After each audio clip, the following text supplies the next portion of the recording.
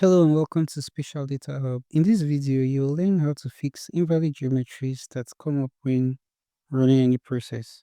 So here, I'm trying to run a select by location and I have that invalid geometry error. To fix that, go to your processing toolbox. You can access it from your toolbar here, click on toolbox and this window here pops up. Now search for fix and select fix geometries. So the layer which we'll be trying to fix, which we're trying to work on is a polygon layer. So we'll set it to structure.